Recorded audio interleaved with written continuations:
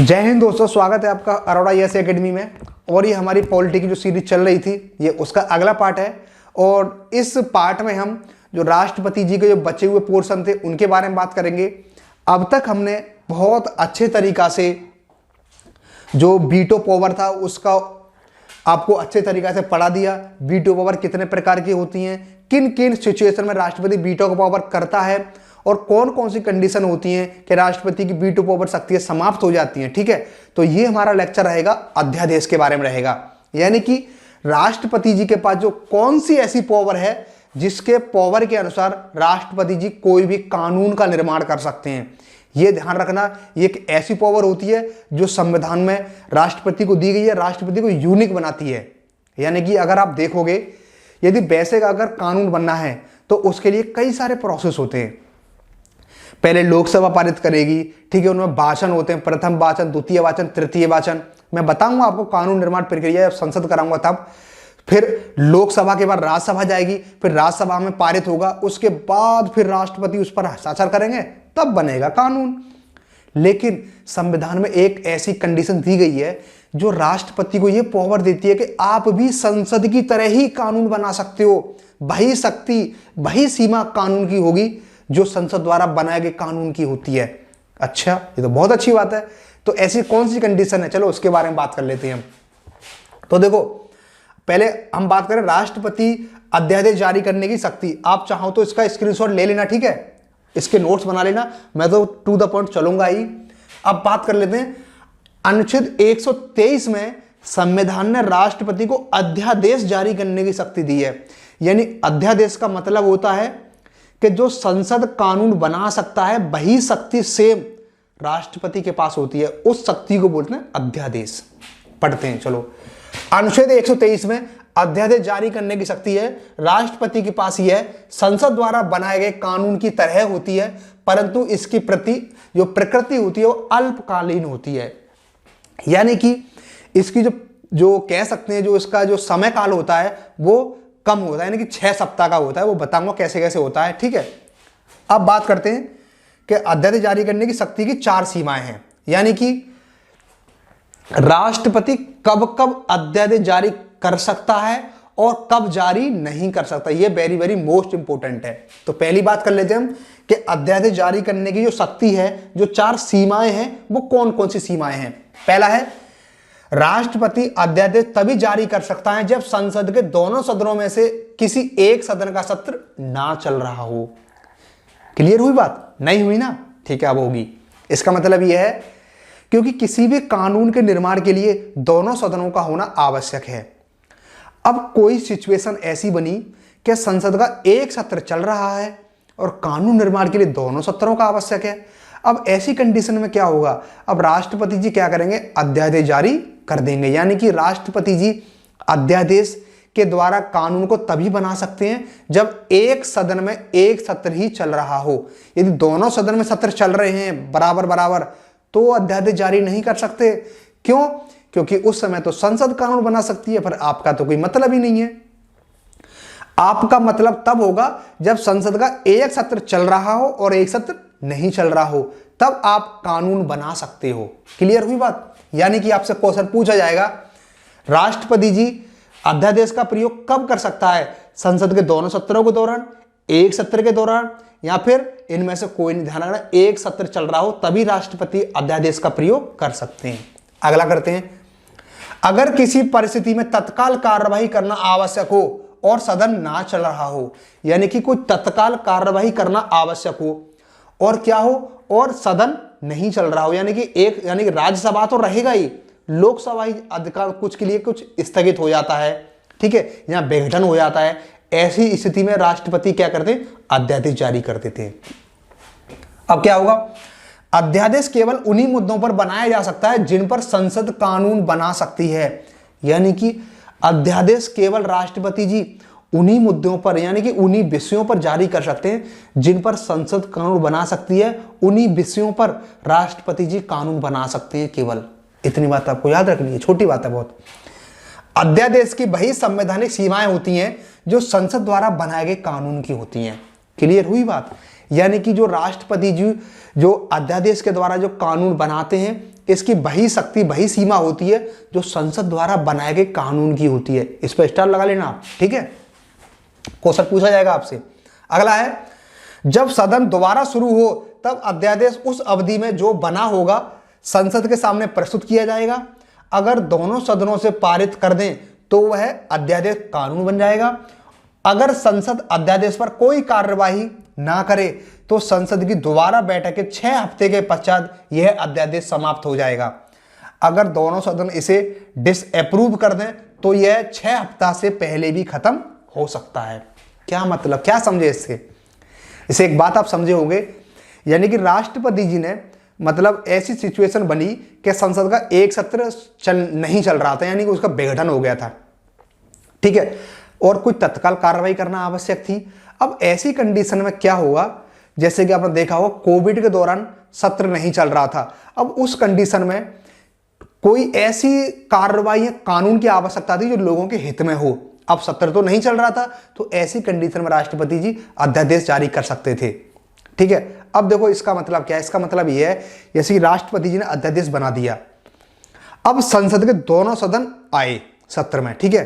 अब क्या होगा, यहां पे आपको एक फैक्ट याद रखना है, यहां तो दोनों सदन जब आएंगे, अब दोनों सदन को लगता है कानून उचित है तो दोनों सदन उसे पारित कर देंगे तो बन जाएगा कानून। लेकिन यदि जब पुनः बैठक होगी, जैसे कि विघटन चल रहा था, अब दोबारा सत्र जब सत्र में आएगा तो 6 सप्ताह के बाद, देखो यहां पे आपको स्टार लगा लेना है, जब संसद की दोबारा बैठक के 6 हफ्ते पश्चात यह अध्यादेश समाप्त हो जाएगा। यानी कि 6 हफ्ता तक रहेगा, जो अध्यादेश की जो समय सीमा है अधिकतम वो 6 हफ्ता रहेगी। यदि 6 हफ्ता तक यदि उसको पारित कर दिया तो कानून बन जाएगा, नहीं तो 6 हफ्ता के बाद यदि दोनों सदनों ने यदि कोई भी प्रतिक्रिया नहीं दी तो वो क्या हो जाएगा, समाप्त हो जाएगा, ठीक है। और यदि संसद चाहे, दोनों सदन चाहें तो उसको 6 हफ्ता से पहले भी समाप्त कर सकते हैं। लेकिन जो बैठक के 6 हफ्ता के दौरान, मतलब 6 हफ्ता तक उसे जो करना है तुम कर लो, अगर तुम कुछ नहीं करोगे तो भी समाप्त हो जाएगा और तुम उसको पहले समाप्त कर सकते हो। यदि कानून सही है तो दोनों सदन मिलकर उसको पारित कर सकते हो, बन जाएगा कानून। इतनी बात आपको याद रखनी है। राष्ट्रपति किसी भी समय अध्यादेश को वापस ले सकते हैं, यानी कि राष्ट्रपति जी किसी भी समय अध्यादेश को वापस ले सकते हैं। यह बात क्लियर हुई तुम्हारे? इसका मतलब क्या है, देखो, यानी कि राष्ट्रपति जी जो हैं, राष्ट्रपति जी अध्यादेश को जब चाहें तब वापस ले सकते हैं। ऐसा नहीं है कि उनके लिए कोई विशेष प्रक्रिया की आवश्यकता नहीं है, बस क्या है, मंत्रिमंडल से सलाह लेनी होगी। क्योंकि ध्यान रखना, जो हमारी जो सरकार का सिस्टम है वो संसदीय परंपरा है, यानी कि जो वास्तविक शक्तियां हैं वो मंत्रिमंडल अर्थात प्रधानमंत्री में निहित हैं, और जो नामात्रिक शक्ति वो किस में निहित है, राष्ट्रपति में निहित है। यानी कि अध्यादेश जारी करने के लिए भी राष्ट्रपति को यदि उसे वापस लेना है तो मंत्रिमंडल की अनुमति लेनी पड़ेगी कि मैं इसे वापस ले रहा हूं। बस इतनी आपको याद रखनी है। अगला है, संविधान संशोधन हेतु अध्यादेश जारी नहीं किया जा सकता। वेरी वेरी मोस्ट इंपोर्टेंट, इस पर स्टार लगा लेना है आपको स्टार इसलिए लगा लेना है, ध्यान रखना, संविधान संशोधन जो होता है उस पर राष्ट्रपति जी अध्यादेश जारी नहीं कर सकते। क्लियर हुआ? यानी संविधान में संशोधन राष्ट्रपति के द्वारा नहीं होगा, उसके लिए दोनों सदन का सत्र में होना आवश्यक है। इतनी बात क्लियर हुई? देखो, इसके अलावा आपको बिल्कुल नहीं पढ़ना है, बस आपको क्वेश्चन लगा लेने हैं, और आपके मैं उम्मीद करता हूं आपके सभी क्वेश्चन अच्छे से हो जाएंगे, ठीक है। तो अब अगली हम बात कर लेते हैं। यदि हम अगली बात करें, हम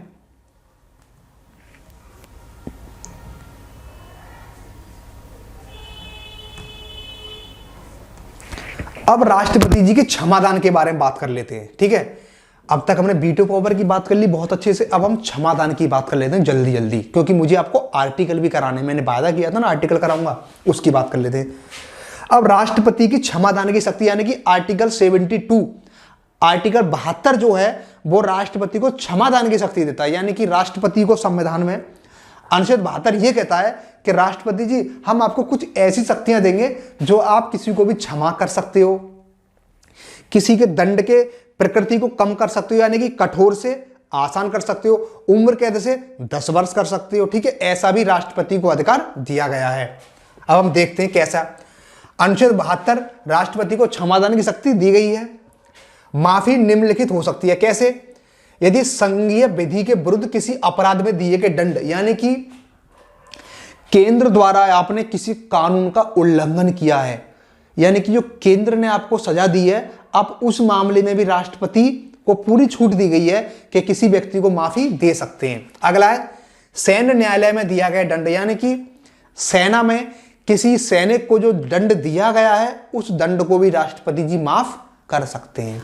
अगला है यदि दंड का स्वरूप मृत्यु दंड हो, वेरी वेरी मोस्ट इंपोर्टेंट, यानी कि भारत में किसी व्यक्ति ने किसी व्यक्ति की हत्या कर दी हो या कोई ऐसा अपराध कर दिया हो जिसके तहत उस व्यक्ति को मृत्यु दंड मिला हो, तो ध्यान रखना फांसी की सजा को भी राष्ट्रपति जी माफ कर सकते हैं। ये राष्ट्रपति को शक्ति दी गई है। इतनी बात क्लियर हुई। अब बात करते हैं आखिर राष्ट्रपति को क्षमा देने की शक्ति दी क्यों गई है, क्या कारण रहा होगा?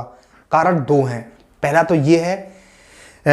कारण यह है न्यायिक गलती को सुधारने के लिए, यानी कि ऐसा तो नहीं है, अगर ऐसा तो नहीं है भाई कि कोर्ट पर कोई गलती हो गई हो, कोई ऐसा सेगमेंट छूट गया हो जो जरूरी हो और कोर्ट ने उस पर विचार न किया हो, तो उनकी गलती सुधारने के लिए इसका प्रयोग किया जाता है। और दंड का स्वरूप कड़ा हो, यानी कि किसी व्यक्ति को दंड ऐसा मिल जाए जिससे क्या हो, व्यक्ति को ज्यादा कठोर प्रक्रिया का सामना करना पड़े, तो उस कंडीशन में भी राष्ट्रपति इसका प्रयोग कर सकते हैं।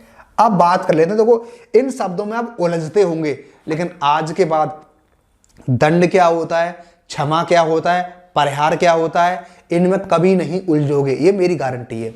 कैसे? अगर पूछा जाता है क्षमा क्या होती है, तो क्षमा का मतलब आप सपोज करो आपने किसी को क्षमा कर दिया। अब क्षमा करने के बाद इसका मतलब क्या कि आपने उसको पूरी तरीके से माफ कर दिया, दोबारा वो किसी भी रूप से सजा का भागी नहीं रहेगा। पढ़ते हैं इसको, देखो क्षमा का क्या मतलब होता है, दंड और बंदीकरण दोनों हटा दिए जाते हैं, यानी कि पूर्ण रूप से उसको मुक्त कर देना। यदि कोई हमसे बोले कि आपने उसको क्षमा कर दिया, हाँ भाई उसको हमने क्षमा कर दिया, यानी कि हमने उसको पूर्ण रूप से हमने उसको दंड से बरी कर दिया। क्लियर हुआ? अगला है लघुकरण, यानी कि दंड के स्वरूप को बदलकर कम करना। लघु, देखो लघु का मतलब क्या होता है, छोटा, करण का मतलब प्रोसेस, यानी कि ऐसी प्रक्रिया जो क्या करते, दंड के स्वरूप को बदल करके क्या कर दे, कम कर दे। यानी कि क्या इसमें, यदि किसी व्यक्ति को सपोज करो किसी व्यक्ति को आजीवन कारावास की सजा मिली है, तो आजीवन क्या है कि जब तक मरेगा तब तक वो जेल में रहेगा, तो उसके स्वरूप को क्या कर देंगे हम, 10 साल कर देंगे। यानी कि लघुकरण का मतलब क्या है, उसकी जो अवधि है उसको कम कर देंगे। समझ में आया? मतलब आजीवन से क्या कर देंगे, उसे 10 वर्ष कर देंगे। अगला क्या है? अगला है परिहार। परिहार का बहुत सिंपल मतलब है, परिहार का मतलब है जो हमने व्यक्ति को दंड दिया है, जो प्रकृति यानी कि उसको कठोर कारावास का दिया गया है, आजीवन प्रतिबंध का दिया गया है, यानी कि जो उसकी प्रकृति है वो तो वही रहेगी, लेकिन क्या होगा ध्यान रखना, उसकी अवधि कम कर देंगे। यानी कि सपोज करो हम लघुकरण में क्या कर रहे थे, आजीवन से क्या कर रहे थे, उसको 10 वर्ष कर रहे थे, ठीक है, उसकी प्रकृति भी चेंज कर रहे थे, उसका समय भी कम कर रहे थे। लेकिन परिहार में क्या होता है, परिहार में यदि किसी व्यक्ति को यदि सपोज करो मृत्यु दंड मिला है, ठीक है, और अगर राष्ट्रपति क्या करेंगे, परिहार जो क्षमा शक्ति है परिहार, उसका प्रयोग करेंगे राष्ट्रपति, और उस मृत्यु दंड को क्या कर देंगे, आजीवन कारावास में कन्वर्ट कर देंगे। लेकिन रहेगा वो मृत्यु दंड ही, ध्यान रखना, लेकिन क्या होगा, उसे फांसी नहीं होगी, लेकिन आजीवन वो जेल में रहेगा। एक तो ये कंडीशन होगी। दूसरा परिहार क्या हो सकता है, यदि किसी व्यक्ति को आजीवन कारावास का सजा मिली है तो उस व्यक्ति की सजा को क्या कर देंगे, 10 वर्ष कर देंगे, लेकिन लिखा उसका यही रहेगा कि यह व्यक्ति आजीवन कारावास भुगतेगा। लेकिन हमने उसकी जो प्रकृति है उसकी छेड़छाड़ नहीं की, यानी कि आजीवन या मृत्युदंड की छेड़छाड़ नहीं की, बस समय को कम कर दिया। क्लियर हुई बात? अगला है विराम। विराम को आप जानती हो, सिचुएशन ऐसी आ जाए कि भाई अब क्या करो, अब उस व्यक्ति को कुछ परिस्थितियां ऐसी हैं कि उस पर कुछ समय के लिए रोक लगा दो। क्या कंडीशन है? विराम का मतलब क्या है, किसी दोषी को मूल रूप में दी गई सजा को किन्हीं विशेष परिस्थितियों में कम कर देना। मूल रूप का मतलब क्या होता है, सपोज करो कोई लेडीज है, ठीक है। अब लेडीज को सजा दी थी किसकी, उसको सजा दी गई है सपोज करो 10 वर्ष की। अब क्या होगा, अब कुछ कंडीशन ऐसी बन जाए, यानी कि मतलब सपोज करो आप उसके पैर में चोट लग जाए या फिर कोई और उसे प्रॉब्लम हो जाए, तो ऐसी कंडीशन में क्या होगा, तो ऐसी कंडीशन में क्या होगा, कुछ विशेष परिस्थितियों में उसकी सजा को क्या कर दिया जाएगा, रोक दिया जाएगा। सपोज करो कोई लेडी प्रेग्नेंट हो जाती है, ठीक है, प्रेग्नेंट हो जाती है, तो उस कंडीशन में भी उन पर सजा को रोक दिया जाएगा। क्लियर हुई बात। अगला है प्रविलंबन, यानी कि किसी दंड पर अस्थायी रोक लगा देना, यानी कि मृत्यु दंड हम ले लेते हैं, मृत्यु दंड पर क्या कर देंगे, कुछ समय के लिए रोक लगा देंगे, यानी कि भाई अभी इनको फांसी नहीं दे रहे, बाद में दे देंगे। क्लियर हुई। अगला है इनका उद्देश्य क्या है, उद्देश्य है दोषी व्यक्ति का क्षमा याचना अर्थात दंड के स्वरूप परिवर्तन करने की याचिका के लिए समय देना। क्लियर हुई बात। अगला है अनुच्छेद 161 में राज्यपाल की क्षमादान शक्तियां हैं, सेम यही शक्तियां हैं, बस राज्यपाल को मृत्यु दंड पर छूट देने की शक्ति नहीं है, लेकिन हाँ सिफारिश कर सकते हैं, यानी कि और सारी शक्तियां, लेकिन जो मृत्यु दंड की माफी देने का अधिकार है वो राष्ट्रपति को है, राज्यपाल जी को कोई अधिकार इस मामले में नहीं दिया गया है। क्लियर हुआ। चलो ठीक है, अगली बात कर लेते हैं हम राष्ट्रपति के बारे में। 5 शक्तियां हैं उनके बारे में बात कर लेते हैं। उसे यह 5 शक्तियां प्राप्त हैं राष्ट्रपति वाली, पर 2 कंडीशन है। राष्ट्रपति सैन्य न्यायालय वाली सजा कम कर सकते हैं, राज्यपाल नहीं, यानी कि ध्यान रखना सेम शक्तियां हैं, बस 2 अंतर है। क्या, पहला तो यदि सेना ने कोई आरोप में किसी सैनिक को अगर दंड दिया है तो उस पर अधिकार केवल राष्ट्रपति को है, राज्यपाल को नहीं है। दूसरी कंडीशन, मृत्यु दंड वाले में राज्यपाल कुछ नहीं कर सकते, बस 2 कंडीशन याद रखनी है, यानी कि सेना और मृत्यु दंड को छोड़ करके राष्ट्रपति की सभी शक्तियां राज्यपाल पर भी लागू होती हैं। क्लियर हुआ। अब इसके अलावा अब मेरी जिम्मेदारी है कि मैं आपको जो आर्टिकल है उन आर्टिकल के से आपको परिचित कराऊं, ठीक है, क्योंकि अब तक जो हमने पढ़ा वो तो पढ़ लिया हमने, ठीक है। अब हम बात कर लेते हैं आर्टिकल के बारे में, क्योंकि मैंने आपसे वायदा किया था कि मैं आपको आर्टिकल सारे अच्छे से कराऊंगा, लेकिन कराऊंगा कब, बाद में। तो देखो थोड़ा ब्राइटनेस बढ़ा लेता हूं हल्की सी मैं, इसकी ब्राइटनेस फुल है भाई, ब्राइटनेस हमारी फुल है, बस समझते जाओ, बस ध्यान रखना। अब वनडे एग्जाम जो हैं, वनडे एग्जाम में क्वेश्चन यहीं से बनेंगे, ठीक है। कंसेप्चुअल अगर किस्मत अच्छी हुई तो कंसेप्चुअल क्वेश्चन हमारी पिछली वीडियो से बन जाएंगे अब तक जो मैंने कराया है, लेकिन ये पार्ट आपको बिल्कुल भी स्किप नहीं करना है, क्योंकि इसमें हम राष्ट्रपति के सारे आर्टिकल को एक्सप्लेन करेंगे। तो पहला आर्टिकल यही आता है, आर्टिकल 52, यानी कि अनुच्छेद 52 ये कहता है कि भारत का एक राष्ट्रपति होगा। क्लियर हुई बात।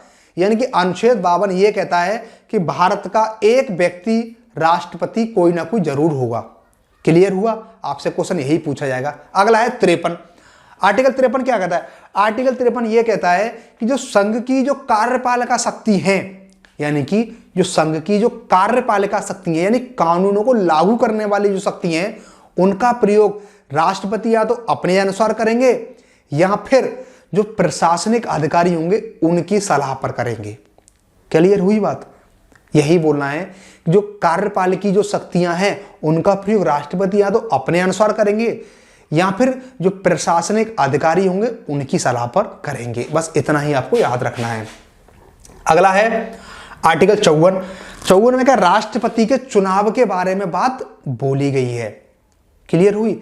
यानी आपसे क्वेश्चन पूछा जाएगा कि राष्ट्रपति का जो चुनाव है, ठीक है, राष्ट्रपति के चुनाव में कौन कौन भाग लेता है, तो ये किस में आएगा, आर्टिकल 54 में। मैंने आपको कराया था कि राष्ट्रपति के चुनाव में कौन कौन भाग लेते हैं, याद करो। कुछ याद आ रहा है? हाँ चलो याद आ रहा है, ठीक है, मैं दोबारा रिपीट करा देता हूं।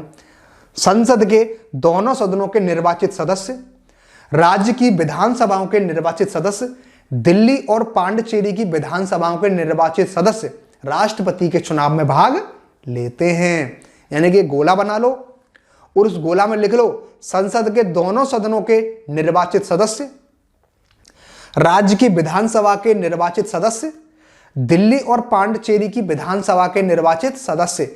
ध्यान रखना, मनोनीत सदस्य, ना तो विधान परिषद के और ना ही राज्यसभा के मनोनीत सदस्य राष्ट्रपति के चुनाव में भाग नहीं लेंगे। क्लियर हुई बात। अगला है आर्टिकल 55। आर्टिकल 55 क्या कहता है? आर्टिकल 55 ये कहता है कि जो राष्ट्रपति जी का जो चुनाव है, अब भाई चुनाव चलो ठीक है, हमने मान लिया कि ये लोग इसमें शामिल होंगे, लेकिन चुनाव का तरीका क्या होगा?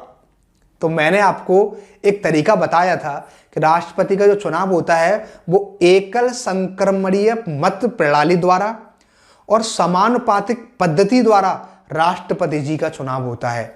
मैंने आपको एकल संक्रमणीय मत प्रणाली बताई थी, अनुपातिक प्रणाली भी बताई थी, यानी कि 3 कैंडिडेट खड़े हुए हैं, A B C D।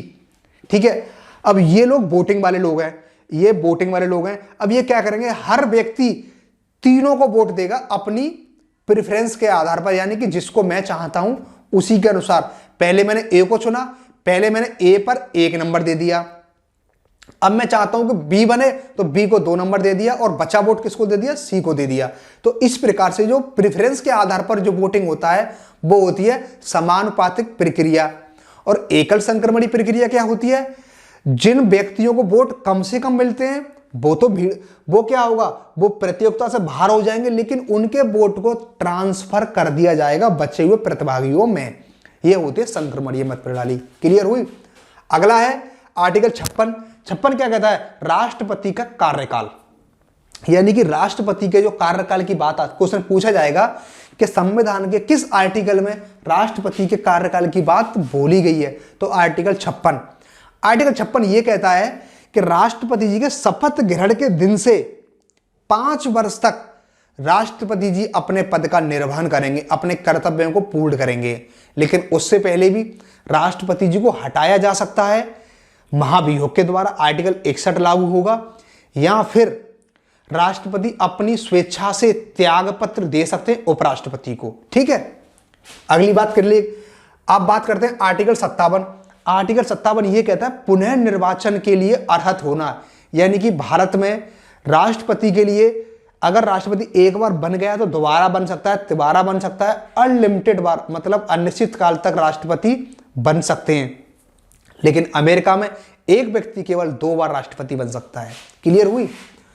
अगली देखते हैं आर्टिकल 58। आर्टिकल 58 क्या कहता है, राष्ट्रपति चुने जाने के लिए योग्यता। आर्टिकल 58 यह कहता है जो राष्ट्रपति को हम चुन रहे हैं उसकी योग्यता क्या होनी चाहिए। तो राष्ट्रपति के लिए योग्यता क्या होनी चाहिए, पहले वह लोकसभा का सदस्य बनने के लिए योग्य होना चाहिए, उसकी कम से कम आयु 35 वर्ष होनी चाहिए, भारत का नागरिक होना चाहिए, किसी लाभ के पद पर नहीं होना चाहिए। सिंपल सीधी बात है, इसमें दिमाग लगाने वाली कौन सी बात है। ठीक है, अगला है आर्टिकल 58। 58 क्लियर हो गया हमारा। 59 यानी कि राष्ट्रपति कार्यालय की दशा, यानी कि राष्ट्रपति के कार्यालय में कौन कौन से काम होंगे, किस प्रकार से होंगे, सब 59 में आएंगे। 60 is very very most important, यानी कि राष्ट्रपति जी को जो शपथ दिलाई जाती है वो आर्टिकल 60 के अंतर्गत आती है। आपको याद रखना है 60 में शपथ दिलाते हैं, 61 में पद को छीन लेते हैं, महाभियोग 61 में आ जाता है। ध्यान रखना, राष्ट्रपति जी को जो शपथ दिलाई जाती है वो सुप्रीम कोर्ट के महान्यायाधीश के द्वारा दिलाई जाती है। ठीक है, 61 में क्या, राष्ट्रपति पर महाभियोग लगाना, यानी कि संविधान का उल्लंघन किया राष्ट्रपति जी ने तो संसद के दोनों सदनों द्वारा, किसी भी सदन द्वारा आरोप लगाया जा सकता है और 1/4 सदस्यों के हस्ताक्षर होने अनिवार्य हैं और 2/3 से पारित कर देंगे, राष्ट्रपति पर महाभियोग लग जाएगा, राष्ट्रपति को हटना पड़ेगा। मैंने सब डिटेल में कराया है, पिछली वीडियो में देख लेना। बस आपको आर्टिकल याद रखने हैं ये। ठीक है, आर्टिकल 62 क्या कहता है, राष्ट्रपति पद की रिक्त पूर्ति के लिए चुनाव कराने का समय, यानी कि क्वेश्चन पूछा जाएगा कि जो यदि राष्ट्रपति का पद खाली है तो कितने समय में चुनाव कराना अनिवार्य है, तो 6 महीने में। आर्टिकल 62 ये कहता है। आर्टिकल 65 क्या कहता है, उपराष्ट्रपति राष्ट्रपति के रूप में कार्य करेगा, यानी कि आर्टिकल ये कहता है यदि राष्ट्रपति पद पर नहीं है तो उनके कर्तव्यों को, उनके कार्य का पालन कौन करेगा, उपराष्ट्रपति करेगा। 71 क्या कहता है, राष्ट्रपति के चुनाव संबंधित मामले, ध्यान रखना, यदि राष्ट्रपति के चुनाव में कोई गड़बड़ी होती है तो इसका अधिकार केवल और केवल सुप्रीम कोर्ट को दिया गया है। ठीक है, सुप्रीम कोर्ट का निर्णय अंतिम निर्णय होगा और हाई कोर्ट का इसमें कोई भी नहीं चलेगी। ठीक है, अगला पढ़ते हैं हम आर्टिकल 72। वही जो क्षमादान की इस वीडियो में मैंने बहुत डिटेल में कराया है, राष्ट्रपति की क्षमादान की शक्ति आर्टिकल 72 के अंतर्गत आती है। अगला है आर्टिकल 74, यानी कि मंत्रिपरिषद का राष्ट्रपति को परामर्श एवं सहयोग प्रदान करना। इसका चौहत्तर क्या करता है, चौहत्तर ये कहता है राष्ट्रपति जी बिना मंत्रिपरिषद की सलाह और परामर्श के काम नहीं कर सकते। ठीक है, राष्ट्रपति जी बाध्य है। उसके बाद 75 क्या कहता है, मंत्रियों संबंधित अन्य जैसे नियुक्ति, कार्यकाल, वेतन इत्यादि, यानी कि मंत्रियों की नियुक्ति करने संबंधित, उनका वेतन करने संबंधित, ठीक है, इन संबंधित जो शपथ दिलाने संबंधित जो प्रोसेस है वो आर्टिकल 75 के अंतर्गत आता है। यानी कि प्रधानमंत्री की नियुक्ति, अन्य मंत्री की नियुक्ति, उनका कार्यकाल फिक्स करना, ये सब किस में आता है, आर्टिकल 75। 76 में क्या है, भारत के महान्यायवादी की नियुक्ति। आर्टिकल 76 ये कहता है कि राष्ट्रपति जी आप महान्यायवादी की नियुक्ति करिए, आर्टिकल 76 में आता है ये बात। ठीक है, अगला है 77, भारत सरकार द्वारा कार्रवाई का संचालन, यानी कि भारत सरकार द्वारा जो कार्रवाई का संचालन किया जाता है वो राष्ट्रपति के नाम से किया जाता है। डेट्स इट, इतना आपको याद रखना है। ठीक है, अगला है 78, राष्ट्रपति को सूचना प्रदान करने से संबंधित प्रधानमंत्री के दायित्व हैं, यानी कि राष्ट्रपति जी जो प्रधानमंत्री सूचना मांगे वो प्रधानमंत्री को देना चाहिए, उनका दायित्व है।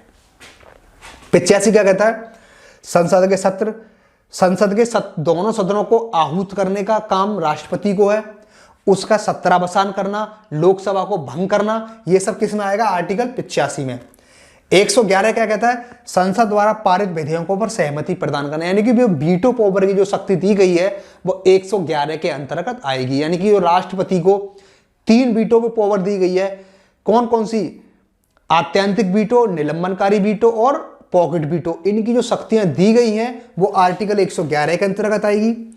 112 में क्या, संघीय बजट के बारे में, यानी कि जो बजट शब्द का उल्लेख नहीं है, बजट शब्द को बोला गया वार्षिक वित्तीय विवरण, यानी कि पूरे वर्ष का जो लेखा जोखा होगा हम उसे बजट बोल देते हैं। यानी कि बजट को जो संसद में रखवाने का जो काम है वो राष्ट्रपति जी का ही है, 112 के अंतर्गत। अगला है 123, राष्ट्रपति की अध्यादेश जारी करने की शक्ति, यानी कि जो राष्ट्रपति को जो अध्यादेश जारी करने की शक्ति दी गई है वो 123 के अंतर्गत आती। कई बार क्वेश्चन पूछा गया है कि राष्ट्रपति को अध्यादेश जारी करने की जो शक्ति दी गई है वो किस अनुच्छेद में आती है, तो अनुच्छेद 123। अगला है 143, यानी कि राष्ट्रपति की सर्वोच्च न्यायालय से सलाह लेने की शक्ति, यानी कि राष्ट्रपति की सर्वोच्च न्यायालय से सलाह लेने की जो शक्ति है वो 143 के अंतर्गत 143, ठीक है, 143 इतना याद रखना। इसके अंतर्गत क्या है, यदि राष्ट्रपति को कभी लगता है कि कोई विषय ऐसा है जो मेरी समझ से परे है तो सुप्रीम कोर्ट से सलाह ले सकता है राष्ट्रपति। अब सुप्रीम कोर्ट ने क्या सलाह दी है, राष्ट्रपति माने या ना माने, राष्ट्रपति पर निर्भर करता है। तो मैं उम्मीद करता हूं मैंने राष्ट्रपति से जितना सब कुछ था मैंने आपको बहुत अच्छे तरीके से कराया। बचे हुए आर्टिकल थे मैंने अच्छे से करा दिए। अब जो और भी आर्टिकल, जो लिंकेज आर्टिकल होंगे, वो संसद में क्या क्या महत्वपूर्ण है, ठीक है, मंत्रिपरिषद, प्रधानमंत्री, वो सब कुछ मैं आगे वीडियो में कराऊंगा आपको। और जो अगला हमारा टॉपिक होगा वो होगा उपराष्ट्रपति के बारे में। ठीक है, तो आप इसको 1 से 2 बार देखिए, कोई एक किताब पढ़िए और अच्छे तरीके से रिवीजन करिए, आपका कोई भी क्वेश्चन नहीं बचेगा। चलिए ठीक है, थैंक यू।